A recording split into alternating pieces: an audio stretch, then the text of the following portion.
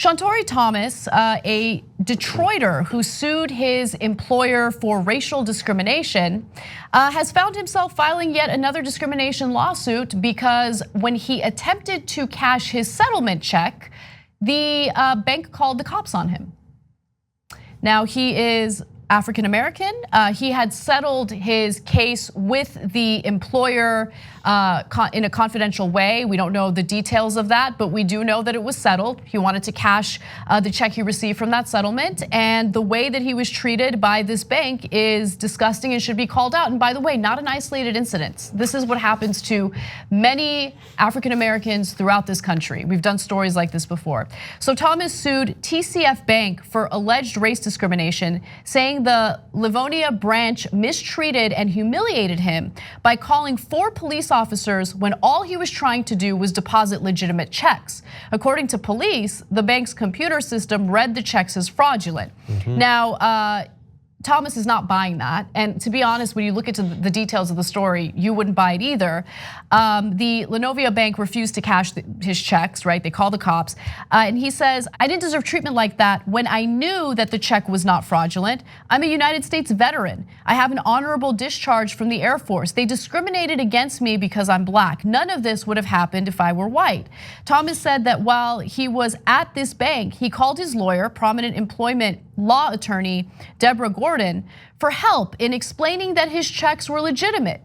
And it didn't matter. They didn't believe her. Okay, just let's hold for a second. So she's a well-known prominent lawyer who's representing him in the previous discrimination case. He's like, look, this is the settlement check. In fact, I'm gonna go ahead and call my lawyer. You can talk to my lawyer and she will confirm that I negotiated and won this settlement. And they still didn't believe him and they called the cops anyway. Yeah, so it begs the question, what are you supposed to do? I have never been questioned, ever, when I cash a check, ever, ever, ever. I mean, they're TYT checks, they're not really, but. It's not worth their time, you're saying, they're basically? Like dozens of dollars, okay. No, just kidding. That's your joke, by the way. But no, look, let's keep it real. There are certain things that we don't experience in our lives, like being questioned when we're going to a bank and cashing a check. There's never any suspicion. Assistant branch manager Erica Mack immediately appeared suspicious, explained the checks would need to be verified, but that the bank's computerized verification system was not working that day. Because of this malfunction, Mack said she would have to call in the checks to complete the transaction. She then walked away to a back area to call in the checks, but before leaving, she asked Thomas, how did you get this money? It's standard procedure. They just want to know, like what your job is, what your interests are. They just want to know about your life. Like that's that personal touch that so many big chains lack. It's so gross. No, it's ridiculous. And so, okay, your verification system is down, so you need to call it in. Where the 4 cops come from? Is that a natural part of when your verification system is down? You surround customers with police officers? I doubt it. Doubt it, yeah. Yeah, I don't know. I try to imagine what it would be like to go through your life constantly facing impossible situations like that. To be questioned, to not ever be given the benefit of the doubt, to immediately appear suspicious to someone, not because you're doing anything suspicious or actually look suspicious, but because people have bought into stereotypes and think that cops need to be called when you're simply trying to cash a check. To give you a few more details of the story, after a few minutes, assistant branch manager Erica Mack returned and stated that the person who verifies checks was not around. Thomas said he'd wait until that person showed up. Turned out the assistant bank manager was not going to and from a back area to complete Thomas's transaction, but rather had called the police and reported that Thomas was trying to deposit fraudulent checks. Within 10 minutes, 2 police officers arrived inside the lobby, 2 others remained outside the doors. So I want to note one thing, right? An inconsistency, I guess. So they said that their computerized system wasn't working, so they couldn't confirm whether the check was fraudulent or not, right? Or, That seems like a them problem.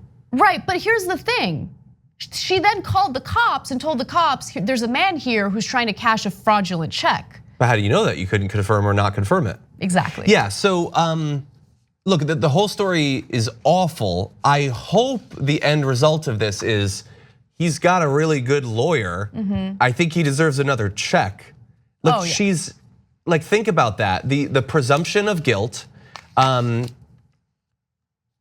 it's insane. Like, obviously, I know that you're not supposed to call for people to lose jobs or whatever, but like how can, like if she's doing this with this gentleman who at least he did everything you're supposed to do. He called up his lawyer. I don't know how I would react if I was denied in this way, but I don't have a lawyer to call up. I'd probably just get angry and start yelling at them.